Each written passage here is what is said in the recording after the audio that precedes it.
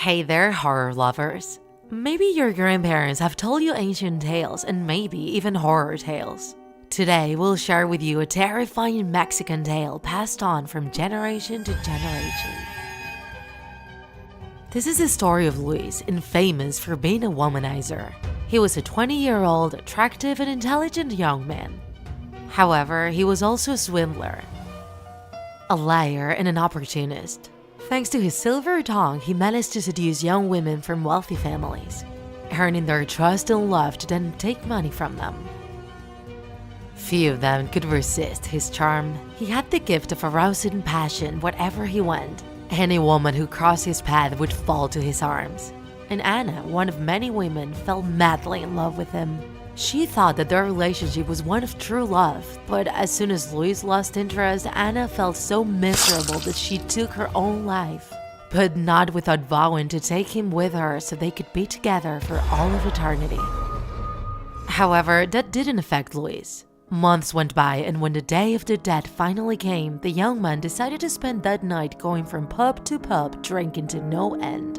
Once he stopped, at the wee hours of the night, he saw a woman between the shadows. She had a beautiful body, a beauty out of this world, and on her face she had a black veil as if she was mourning. Luis called her and approached her, but the woman got farther and farther away until she disappeared in the shadows. That wouldn't be the only time Luis would see her, though. Every night after that fateful day, the same thing would happen. The obsession Luis had with her beauty became so intense that he thought he would die of love. One day, he felt especially melancholic and went to have a walk in the graveyard. He didn't know it, but he stopped right in front of the grave of his suicidal lover. Suddenly, he saw the silhouette of a beautiful woman sink into the grave, and he started hearing her underground screaming for help. Luis, desperate, started to dig with his hand to try to save her. Once he had dug enough, that woman, still covered with her black veil, appeared right in front of him. "Thanks goodness someone heard me." And Luis, satisfied with his feat, asked her why she was in that tomb. "I came to see someone very special, someone who died a while ago. An evil man seduced her, and since he didn't return her affections, she ended up taking her life.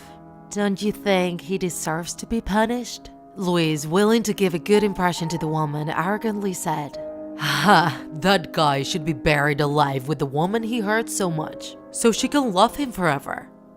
After hearing that, the woman stood up and grabbed his waist. Excitedly, Luis extended his arms to remove the veil that covered the woman.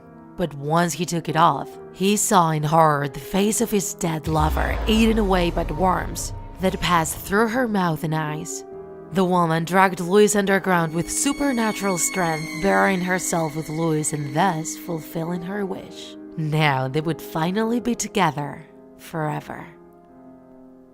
They say that those who walk in that graveyard on the Day of the Dead can hear piercing screams coming from a man, while a woman hums the wedding march. Old William's crops had been obliterated once again by the crows. Filled with rage, he could hear their squawks from his porch, as if they were mocking him. He observed how all his hard work had been literally devoured. Fed up of his situation, he turned around and went into his house to think of a solution. A scarecrow would be the easiest way to go, he thought. So the old man built a wooden cross, dressed it with old clothes from his wardrobe, sewed gloves on it as if they were hands, and also put boots on it. For its head, he used a bag filled with straw, on which he then painted a face, which ended up having a sad and disturbing grimace. He placed the scarecrow in the middle of his field, while hearing those damn birds squawking. He observed his creation with pride one more time, and turned around. However, when he was at the doorstep, he saw how the crows just rested on the arms of the scarecrow to then peck on its face, unraveling the bag and frustrating old William's plans. William then grabbed the scarecrow and brought it inside once more. This time around, he used a pumpkin for the head, added hair to it, big eyes, and a large and toothless smile. He contemplated it with dread. It was so spooky it inspired fear, and it even seemed to be alive. Those crows would surely get scared with this. It was already dark when he placed the new scarecrow in place, and then William went to bed. That night he had terrifying nightmares, where a huge scarecrow chased him and devoured him. A squawk from a crow woke him up. Drenched in sweat, old William opened the curtains, and the sunlight illuminated his room. He looked into his field and saw how the scarecrow had his head destroyed once more by the crows, which were devouring it for breakfast. William rushed outside. "Get out of here, you damn birds! Get the hell out of my field!" he yelled. The scarecrow not only was destroyed, but his pulp was scattered everywhere. In tears of impotence, he decided to try another method. This time around, he would cover the scarecrow's head with clay. With his hands, he molded a hollow and deformed skull, bored 2 empty holes for the eyes, as well as a slightly open mouth. It had a monstrous appearance, which mesmerized him for a few minutes. You could almost hear noises coming out of its mouth.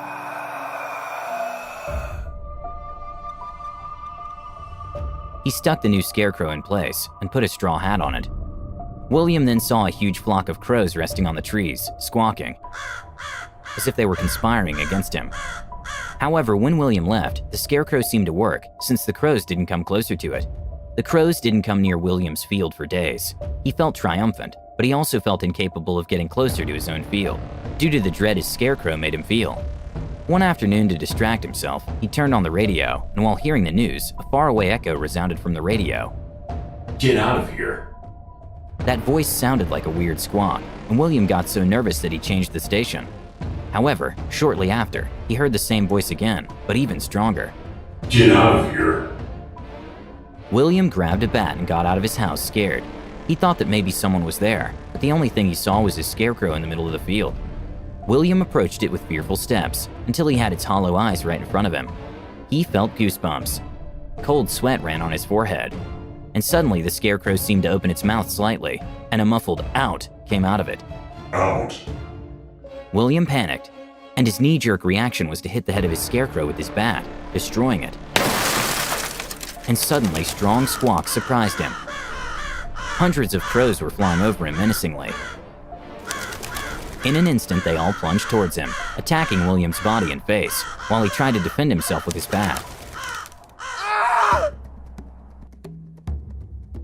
Seeing that, the crows became furious instead of scared, and attacked William ferociously. They didn't take long to tear out pieces of his face.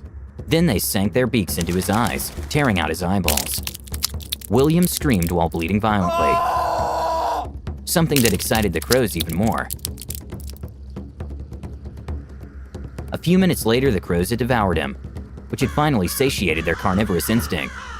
The feast of blood was witnessed by many more eyes, from the tree branches and the power cords. And under the light of dusk, their combined squawks seemed to be yelling, "Get out of here, you damn birds."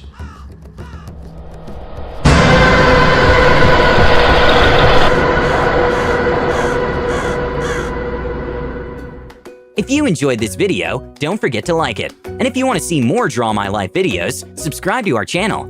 See you on the next episode.